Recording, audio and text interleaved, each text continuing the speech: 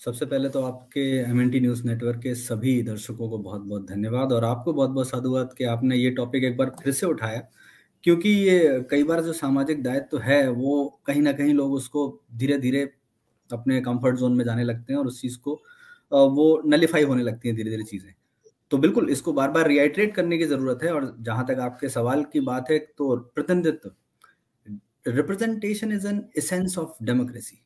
किसी भी लोकतंत्र में प्रतिनिधित्व उसकी जान कह लीजिए आप, क्योंकि अगर प्रतिनिधित्व नहीं है, चाहे आप वो सारे वर्गों का कह लीजिए, चाहे वो सारे मतलब वर्गों कहिए, समुदाय कहिए या जितने भी लिंग के आधार पे भेदभाव होते हैं, जितने भी तरीके हैं, चाहे वो स्त्री पुरुष हो, हर एक अगर थोड़ा सा भी जो वर्ग्स हैं उनके बीच में डिफरेंस है, तो उन सबका प्रतिनिधित्व, चाहे वो धर्म के आधार पे हो, जाति के आधार पे हो, लिंग के आधार पे, उन सबका प्रतिनिधित्व हर सेक्टर में होना ही चाहिए। बाबा साहब ने इसीलिए कहा था कि representative government is always better than efficient government. यहाँ तक उन्होंने कहा कि रिप्रेजेंटेशन कितना इंपॉर्टेंट है।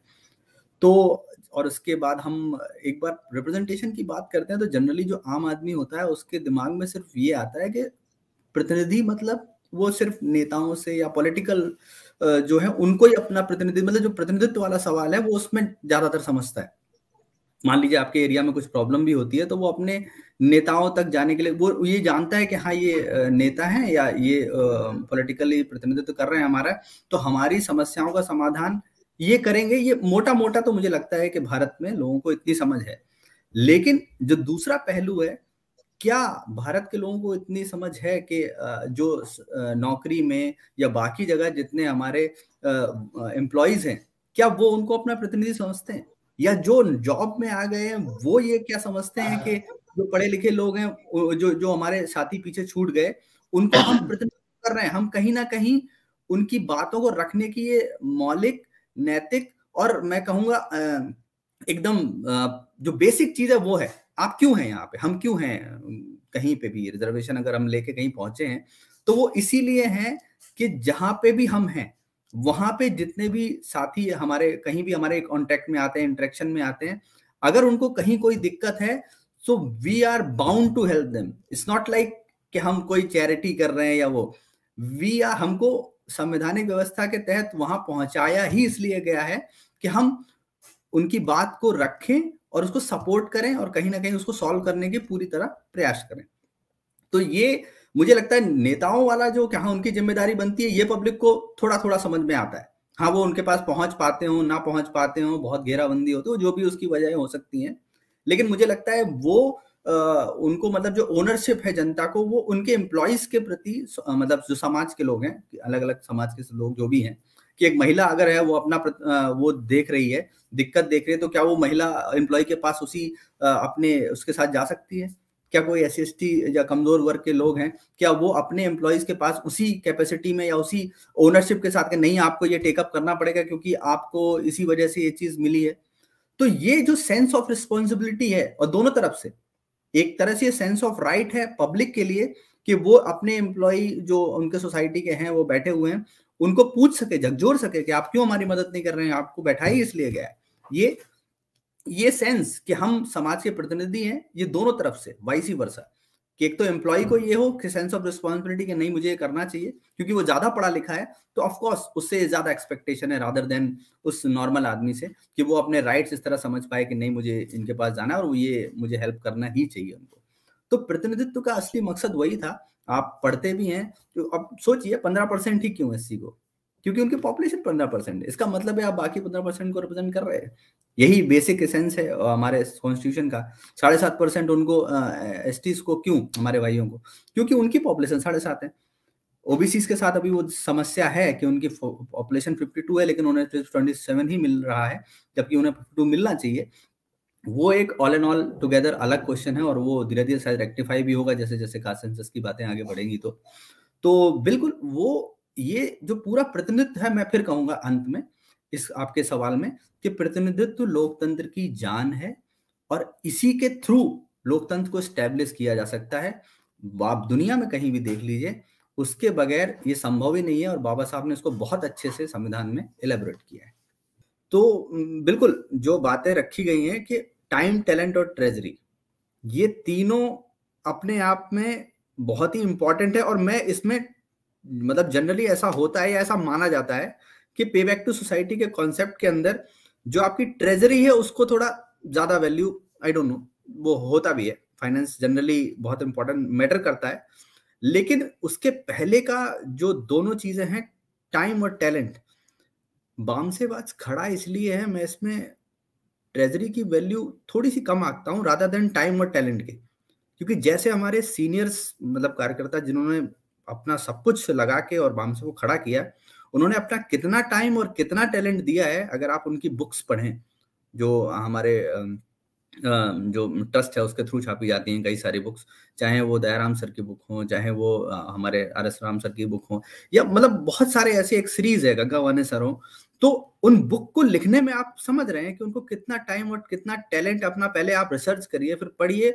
और मुझे लगता है काशीराम साहब भी कहा करते थे, जब वो कहीं जाया करते थे मूवमेंट के लिए, तो वो एक अटैची में अपनी वो पतली पतली सी बुक्स लेके जाया करते थे, और वो बोला करते थे कि मेरी जो असली पूंजी है ना वो शायद यही है। वो बाद में ट्रेजरी में कन्वर्ट होता है, उसमें मतलब एक बाई प्रोडक्ट है। मुझे लगता है ट्रेजरी जो है, अगर आपने लोगों को तैयार कर दिया, जैसा खापर्डे साहब भी कहा करते थे कि बामसेफ की उपलब्धि ये है कि वो फुले अम्बेडकरी मिशन के जो विचारधारा है उसके तहत लोगों को सोचने वाले प्रोडक्ट तैयार करता है, और यही उसका सबसे बड़ा अचीवमेंट है। और जैसे ही वो प्रोडक्ट तैयार हो गया तो अपने आप वो ट्रेजरी में कन्वर्ट होगा। और जैसा कि आपने भी बताया या मैडम ने भी बताया कि अपने सामर्थ्य के हिसाब से, तो जो परसेंटेज इज अ मैथमेटिक्स, 5% है आपकी जितनी अर्निंग हो, कम ज्यादा, और बिल्कुल उसके हिसाब से भी ऐसा नहीं है कि आप 5% पे ही रुक जाइए। अगर आपके पास ज्यादा सरप्लस है तो उसके हिसाब से आप ज्यादा कर सकते हैं, और करना भी चाहिए। इसमें एकदम सही है। और इसमें अगर हम और जाएं, दूसरी बात जैसे मैं टाइम और टैलेंट की कर रहा था, हमारे हमारे ये बड़ा ऐसे कॉमन सा क्वेश्चन है कि जो जैसे बाबा साहब ने क्या, मुझे मेरे पढ़े लिखे लोगों ने धोखा दिया, ठीक है। हम 18 मार्च का जो आगरा का स्पीच है, वो हम, मुझे लगता है वो स्पीच सर ने तो उसका क्रिप्स बता दिया, लेकिन उसको आप पूरा थॉरली अगर आप स्पीच पढ़ेंगे ना, तो लिटरली आपको वो चीज फील होगी।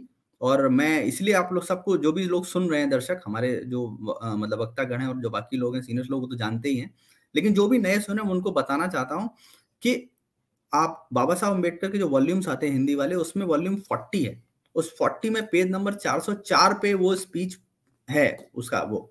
और अगर आप पूरा वॉल्यूम नहीं ले सकते, क्योंकि अब अलग से आपको 40 वॉल्यूम तो नहीं मिलेगा सिंपल, या तो आपको सारे लेने पड़ेंगे, तो एक सिंपल सी बुक है कि बाबा साहब अम्बेडकर के प्रेरक भाषण, इसमें वो चीज दे रखी है पेज नंबर 132 पे। सिर्फ जो क्रक्स बताया गया वो तो है ही 5% वाला। और तो ये टाइम टैलेंट, अगर जब तक आप पढ़ेंगे नहीं या पढ़ी हुई बातें अपने सर्कल में डिस्कस नहीं करेंगे, money is actually a by product. अगर आपके लोगों के, आपका जो वेल विशर हैं आपके, वो लोग तैयार हो गए, पैसा कहीं नहीं जा रहा हो। काशीराम साहब भी कहा करते थे कि पैसे की मैंने चिंता की नहीं, और मुझे लगता है मेरा पैसा समाज में पड़ा हुआ है, वो मैं जिस दिन निकलूंगा वो पैसा मेरे पास आ जाएगा। तो एक जो ट्रस्ट क्रिएट हो जाता है एक लीडर के प्रति, या एक कोई भी हो, सामाजिक लीडर भी हो सकता है, जरूरी नहीं पॉलिटिकल लीडर ही हो, वो रेसिप्रोकेशन जब एक बार आने लगता है, कि जब पब्लिक को ये भरोसा हो जाता है कि हाँ जब मुझे दिक्कत होगी तो ये खड़े रहेंगे, या ये संगठन खड़ा रहेगा कोई भी। और बामसेफ इसीलिए इतने सालों से चल भी रहा है लगातार, न रुके न थके, और वो अपना वो पेस मेंटेन किए हुए, हर साल जितनी एक्टिविटी होती है वो लगातार हो रही है, चाहे कैसी भी स्थितियां रही हूं, और वो उसको मेंटेन कर पा रहे हैं। क्यों? क्योंकि उनका एक समाज में एक ट्रस्ट डेवलप हुआ है, और इसलिए लोग उनको लगातार समर्थन करते रहते हैं। तो मैं वही बता रहा था, टाइम और टैलेंट। अब ट्रेजरी का चलिए मैं आपको एक हल्का सा एग्जांपल देता हूं। आप इंडियन एक्सप्रेस की रिपोर्ट देखें 4 जुलाई 2015 की, तो उसमें लिखा है कि ओवरऑल अगर गवर्नमेंट जॉब में, सिर्फ गवर्नमेंट जॉब की बात कर रहा हूं मैं, अभी मैं प्राइवेट जॉब और बिजनेसमैन इन सबको अलग रख रहा हूं, उसमें भी देखेंगे तो SC/ST की जितनी पॉपुलेशन, अभी सिर्फ OBC को भी ऐड करूंगा, मैं सिर्फ SC/ST तक अभी तक आ रहा हूं, क्योंकि ऐसा माना जाता है जनरली कि फूल अम्बेडकर मिशन मोस्टली SC/ST में है, OBC में अभी आ रहा है, कई लोग आ गए हैं, लेकिन मेजोरिटी में भी आना बाकी है। तो SC/ST की जो पॉपुलेशन 4% है, देश की पॉपुलेशन कितनी, 138 करोड़, ठीक है। उसमें अगर आप 25% मान लीजिए, SC/ST 15% 7.5 करते हैं, मोटा मोटा 25% आ जाता है। उसको अगर आप पॉपुलेशन में कन्वर्ट करेंगे तो वो आपका आ जाएगा करीब करीब 1 करोड़ 30 लाख के आसपास। तो उसको अगर आप कन्वर्ट करते हैं, एक एवरेज सैलरी अगर मैं क्लास 1 और उस सबको एवरेज करके करें, मोटा मोटा 20 मानो, फिर भी उसके आसपास हो सकता है। तो ये आंकड़ा आपके पास, अगर आप उसका 5% लेंगे तो 1000 रुपए आता है। मतलब कुछ लोग ज्यादा दे रहे हैं, कुछ लोग कम दे रहे हैं, एवरेज आउट कर सकते हैं। उसमें अगर आप देखेंगे तो ये पैसा जो बनता है मंथली, वो बनता है 46 करोड़ 92 लाख। ओबीसी की पॉपुलेशन भी ऐड कर ले तो 12% और ऐड कर लीजिए उसमें, मतलब 12% टोटल मिला के एससी एसटी ओबीसी के गवर्नमेंट जॉब के कर्मचारी हैं, उसको जोड़ लें तो मैथमेटिक्स कहता है ये करीब करीब 60 करोड़ 72 लाख रुपए पर मंथ आएगा। एक एम्स को बनाने में मात्र 1200 करोड़ लगते हैं। AIIMS, all India institute of medical sciences, जो सबसे ज्यादा महंगे, और मेडिकल इंस्टीट्यूट ऑफ कोर्स बहुत सारे इक्विपमेंट उसमें लगते हैं, उसे बहुत महंगा माना जाता है। तो सिर्फ गवर्नमेंट जॉब के आसपास से ये 5% जो बाबा साहब ने बहुत कैलकुलेटेड वे में, 95% आप अपने ऊपर खर्च करिए, 5% आप सोसाइटी में दीजिए। मिनिमम बेयर में भी आप पता नहीं कितने संस्थान, और बाबा साहब ने किया, पीपल्स एजुकेशन सोसाइटी उन्होंने फाउंड की, और बहुत सारे ऐसे संगठन उसमें उन्होंने उस चीज को हर एक में डिस्ट्रीब्यूट किए, इंस्टीट्यूशन खड़े किए, और उसका बिल्कुल जैसा इफेक्ट पड़ना था। कई बार लोग सोचते हैं कि एक ही लाइफ में बाबा साहब अम्बेडकर ने इतना सब कुछ कैसे कर दिया, तो वो उन्होंने एक ही सारी डायरेक्शन में एक साथ काम किया, चाहे वो एजुकेशनल इंस्टीट्यूट हो, चाहे वो पॉलिटिकल हो, चाहे वो सामाजिक हो, चाहे वो रिलीजन वाइज बुद्धिज्म में उन्होंने काम किया। तो वो पैरेलली सारी चीजों को लेके चले। और जैसा जो बाबा साहब का एक स्टेटमेंट भी है एनालाइजेशन ऑफ कास्ट में, कि आप किसी भी डायरेक्शन में जाएं, caste is the monster who will cross you. तो आप सोचें कि आप सिर्फ मतलब आर्थिक सुधार करना चाहेंगे तो आप कर ले जाएंगे, नहीं पाएंगे। सामाजिक सुधार करना चाहें तो कर ले जाएंगे, नहीं कर पाएंगे। धार्मिक सुधार करने जाएं, कर ले जाएंगे, नहीं कर। आपको सब कुछ पैरेलली चलाना पड़ेगा, क्योंकि ये एक इकोसिस्टम, और जब एक पैरेलल इकोसिस्टम खड़ा होगा फुमेल अम्बेडकराइट विचारधारा का, तो वो अपने आप चीजों को आप सस्टेन कर पाएगा। अदरवाइज कोई एक इंडिविजुअली चीज क्यों, अब जैसे थोड़ी देर पहले सुभाष चंद्र सर ने एग्जाम्पल दे रहे थे आईएएस लोगों का, ऑफकोर्स इंडिविजुअली कोई या एक डायरेक्शन में कोई बढ़ जाएगा तो वो सस्टेन नहीं कर पाएगा, कहीं ना कहीं जाके उसको वो चीज बैकफुट में, उसको वो जो एक ब्लो मिलता है कास्टिज्म का, वो मिलेगा ही। और अनटिल अनलेस उसने अपना कोई एक इकोसिस्टम अपने सोसाइटी में नहीं आएगा, तब तक वो चीज मतलब वो कैसे होगी। अब जैसे मैं जस्ट एक जो 40 वॉल्यूम में बता रहा था, उसकी एक लाइन मैं ऐड कर रहा हूँ 18 मार्च 1956 की, कि बाबा साहब ने बोला था कि अपने गरीब और अज्ञानी बंधुओं की सेवा करना पढ़े लिखे लोगों का पहला कर्तव्य होता है। बड़े ओहदों पर जाने के बाद अक्सर पढ़े लिखे अशिक्षित बंधुओं को भूल जाते हैं। अपने समाज के बारे में अपनत्व का भाव न होने के कारण ऐसा होता है। उनके मन में बंधुओं के प्रति तिलमिलाहट नहीं होती, यही इसकी वजह है। धर्म भावना का भाव भी एक कारण है। वे अगर अपने अनगिनत बंधुओं की ओर ध्यान नहीं देंगे तो समाज का ह्रास होगा। समाज में वो भी आते हैं, जैसा कि बाबा साहब अभी आर एस राम सर भी बता रहे थे कि समाज की उन्नति में ही आपकी उन्नति निहित है। अगर आप लॉन्ग टर्म सोच रहे हैं तो शॉर्ट टर्म आप जब भी सोचेंगे तो आपको वो चीज नहीं क्लियर होगी, लेकिन लॉन्ग टर्म बेनिफिट्स ही सस्टेनेबल बेनिफिट्स होते हैं, तो वो एक्चुअली समाज की प्रगति में शामिल है। तो और ये बाबा साहब ने भी लास्ट में उसमें भी ये कहा था कि जब आप ऊंची नौकरी मिल जाए तो अपने भाइयों को कभी ना भूलें, और आप लोगों को जन आंदोलन का लाभ मिला है, इसलिए आप अपने भाइयों की सेवा करते रहें। तो मैं वही कह रहा हूं, आप जितना ज्यादा उसको समझ पाएंगे, उस पूरे अल्टीमेट ऑब्जेक्टिव को, कॉन्सेप्ट को, ये तीनों चीजों के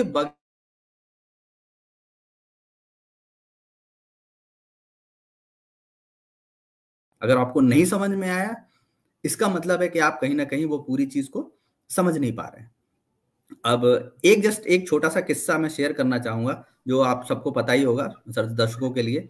सामाजिक ईमानदारी की बीमारी एक बड़ा अच्छा किस्सा है काशीराम साहब का, कि वो एक आईएएस थे, उनके यहाँ वो बार बार अपने कन्वेंशन के या उसके कूपन्स लेके जाते थे डोनेशन के लिए, और वो मतलब बहुत ही नेगेटिव टाइप के वो थे, मतलब जो ऑफिसर थे। लेकिन काशीराम साहब बड़े मतलब उस टाइप के थे कि नहीं, जो चीज ठान लिया है वो करना ही है, डिटर्मिनेशन था। तो उनको कई लोगों ने बोला था कि नहीं यार, ये इतना रिस्पॉन्स अच्छा नहीं है इनका, और हम नहीं चाहते साहब आप जाएं और आपके साथ कुछ मिसबिहेवियर हो। तो वो गए, उन्होंने फिर उनको बाहर से ही मतलब बाहर से ही उनको लौटा दिया, और ऐसा हफ्ते दर हफ्ते लगातार चला, और काशीराम साहब हर हफ्ते जाते थे। गए तो एक दिन उस आईएएस ने उन्हें झुंझला के बुला ही लिया कि यार कौन है आप। तो उन्होंने बुला लिया, बैठाया, और तुरंत वो अंदर से झुंझलाते हुए बाहर आए अपने बैठक वाले रूम में, और बोले जी आपको समझ में नहीं आता, मैं आपको इतने दिनों से वापस लौटा रहा हूँ, तो कि मैं आपसे नहीं मिलना चाहता, या मुझे इस कॉन्सेप्ट में जो आप बताना चाह रहे हैं, जो भी बताना चाह रहे हैं, मैं बहुत सुन चुका हूँ, मैं इसमें इंटरेस्टेड नहीं हूँ। तो काशीराम साहब ने कहा कि ठीक है सर, तो मैं अगले हफ्ते आता हूँ, जब इंटरेस्ट होगा फिर बात कर लेंगे इस बारे में, कोई दिक्कत नहीं है। तो वो एकदम मतलब गुस्सा आ गए एकदम, जो आईएएस थे। उन्होंने बोला आपको समझ में नहीं आ रहा है, आप बीमार, आपको कोई प्रॉब्लम है, कोई बीमारी मारी है क्या? तो बाबा साहब, वो काशीराम साहब ने कहा कि हाँ, मुझे एक बीमारी है और ये लाइलाज बीमारी है। तो उन्होंने कहा ऐसी क्या बीमारी है आपको? बोला नहीं, ये बीमारी बहुत खतरनाक बीमारी होती है और जब लग जाती है तो जिंदगी भर रहती है। तो बोले ऐसी कौन सी बीमारी है? बोला नहीं, मैं आप बताऊंगा लेकिन आप समझ नहीं पाएंगे। बोला अरे मैं इतना पढ़ा लिखा हूँ, मैंने बहुत डॉक्टरों से मेरे संपर्क हैं, ऐसा हो ही नहीं सकता कि उस बीमारी को मैं ना जानता हूँ, या उसके बारे में थोड़ा बहुत तो मुझे आइडिया होगा ही। और मैं आपको बीमार है तो मैं कुछ सजेशन आपको दे सकता हूँ, डॉक्टरों से मिलवा सकता हूँ, आप ठीक हो जाएंगे, और मुझे परेशान करना शायद आप उसके बाद बंद कर देंगे। तो उन्होंने बोला देखिए, जो मुझे बीमारी है वो फूले साहब को थी, बुद्धा जी को थी, बाबा साहब को भी थी, और इसे सामाजिक ईमानदारी की बीमारी कहते हैं। इतना बोलना था बाबा साहब, ओ काशीराम साहब का, कि वो आईएएस एकदम अपनी नजरों में गड़ सा गया। तो अब जो गिल्ट, एक्चुअली गिल्ट भी एक जरूरी चीज है, और उनको वो हुआ, तो उन्होंने तुरंत काशीराम साहब जी से बोला कि अच्छा ठीक है, आप एक काम करिए, अपना सबसे बड़ा कूपन मुझे दे दीजिए। तो उसमें 5, 10, 50 हजार के कूपन थे, तो उन्होंने उस हिसाब से वो सबसे बड़ा वाला कूपन उन्होंने ही ले लिया, आईएएस जी ने, और उन्होंने डायरेक्ट साइन करना शुरू किया। तो काशीराम साहब ने उनका हाथ पकड़ लिया कि देखिए सर, ये बीमारी जो है ना, ये धीरे धीरे आए तो अच्छा है, अगर अचानक से आएगी तो ये सस्टेन नहीं करेगी। तो उन्होंने सबसे छोटा वाला कूपन उनको दिया, वहां साइन कराया, उसके बाद वो आ गए। तो सामाजिक ईमानदारी जो है ना, ये एक ऐसी चीज है जो शायद हमारे जो हाई क्लास, मतलब आप क्लास 1 ऑफिसर कह सकते हैं, वो क्यों डिटैच हो रहे हैं। बीइंग अ बुद्धिजीवी ऑफ द, मतलब जो लोग समझ गए मेरे हिसाब से मूवमेंट को, उनको ये समझना पड़ेगा कि एक्चुअली ये विचारों का खेल है। वो क्यों नहीं समझ पा रहे हैं, क्यों डिटैच हो रहे हैं, और वो जो उनका गलतफहमी है उसको दूर करने की वो क्या है, वो हमें बिल्कुल जी जी वर्कआउट करना पड़ेगा। तो ये बहुत जी इंपॉर्टेंट जी है कि हम उसको समझें और उस चीज को आगे बढ़ाएं। तो ये किस्सा मुझे लगता जी है बहुत सर। कुछ सिखाता है हम सबको। तो मैं यही कह रहा था कि जैसा कि मैडम ने बताया, ये बहुत इम्पोर्टेंट है ये सब्जेक्ट, और मुझे लगता है जब तक हमारा ऑब्जेक्टिव है जो अचीव नहीं हो जाता, तब तक, या उसके बाद भी उसे, मतलब मान लीजिए व्यवस्था परिवर्तन एक बार के लिए हो गया है, उसके बाद भी उसे सस्टेन करने के लिए भी, क्योंकि क्रांति प्रतिक्रांति, यू नेवर नो, आप कभी रिलैक्स नहीं हो सकते। इस बात को ध्यान से, ये मुझे लगता है सबसे बड़ी गलतियां हुई हैं ऐसी, लोगों को लगा कि अरे अब तो सब चीजें ठीक होने लगी हैं, उन्होंने जो वो कर रहे थे वो चीज छोड़ दी। और आप दूसरी तरफ हमारे विरोधी विचार को देख लीजिए, वो चाहे जितनी बार परास्त हुआ, वो हर बार लगा रहता है, जीत जाता है तो जीतने के बाद उसको और सस्टेन करने के लिए लगा रहता है। तो ये निरंतर चलने वाला प्रोसेस है, और मुझे लगता है ये जो सब्जेक्ट है, ये घुमा घुमा के आई थिंक कुछ टाइम बाद जरूर लोगों को एक जो मेमोरी पे हैमरिंग होती है ना, वो लगातार होनी चाहिए। और जो ह्यूमन नेचर है वो ऐसा है कि हाँ, अगर उसको आप बार बार नहीं याद दिलाएंगे तो वो out of sight out of mind वाली स्थिति होती है, और ये सबके साथ, मैं किसी एक को उसमें नहीं रखता, ये ह्यूमन नेचर है। तो करेक्ट, ये बहुत इंपॉर्टेंट है, और इसके बगैर चीजें बहुत मुश्किल हैं। और जैसा कि आप कोई भी स्थितियां देख लें अभी, और जो सर ने एक बात बोली थी, जो आप पूछ रहे थे, कि कई बार लोग बोलते हैं कि वेलफेयर और वेलफेयर एक्टिविटीज की तरफ वामसिफ नहीं ध्यान देता है, या जो भी है उसको अपनी रिस्पॉन्सिबिलिटी नहीं मानता है। वो सर ने इस पर एक्सप्लेन भी किया क्यों। तो देखिए, अवेयरनेस और वेलफेयर, ये दो, मतलब क्राइटेरिया होते हैं सोशल वर्क के हमेशा, मतलब दो अलग अलग वो हैं, काम है। जो वेलफेयर में आपने सुना होगा, जितने भी बहुत सारे कर्मचारियों की होती है, जो कर्मचारियों के ही वेलफेयर के लिए काम करती है, उनका नाम भी वेलफेयर एसोसिएशन होता है। वामसिफ वेलफेयर एसोसिएशन नहीं है, वामसिफ फेडरेशन जी है, जी नाम में ही जी बहुत बराबर पहले सर। से ही simplified है। जी तो वो चीजें ऑलरेडी हैं, और अवेयरनेस का काम ज्यादा जरूरी है। अवेयरनेस अगर रहेगी तो वेलफेयर अपने आप होता रहेगा, उसे कोई ना कोई करता रहेगा। लेकिन अगर अवेयरनेस जी जी के ही काम को, जो बेसिक मूल काम है, उसको हमने छोड़ दिया, तो चीजें बहुत मुश्किल हो जाएंगी। जी आखिरी बिल्कुल। में बस कंक्लूड करने के लिए कुछ लाइनें जरूर मैं बोलना चाहूंगा, जो मुझे लगता है बहुत इंपॉर्टेंट है आज के समय में, समझने वाले समझ जाएंगे। जी जी कि ले मसाले चढ़ पले हैं लोग मेरे गांव के, गांव में इसलिए कह रहा हूं क्योंकि आज ग्लोबल हम्बर इंडेक्स में हम 101वें स्थान पे, 118 देशों में, उसमें लगता है मेजॉरिटी पॉपुलेशन किसकी है भी हम सभी जानते हैं। तो ले मशाले चल पड़े हैं लोग मेरे गांव के, अब अंधेरा जीत लेंगे लोग मेरे गांव के, कह रही है झोपड़ी और पूछते हैं खेत भी, कब तक लुटते रहेंगे लोग मेरे गांव के, बिन लड़े कुछ भी यहाँ मिलता नहीं है जानकर, अब लड़ाई लड़ रहे हैं लोग मेरे गांव के। Thank you. जय हिंद। MNT न्यूज नेटवर्क को सब्सक्राइब करें, लाइक और फॉलो करना ना भूलें। साथ ही बेल आइकॉन दबाकर जन जागृति की मुहिम में जुड़े रहें।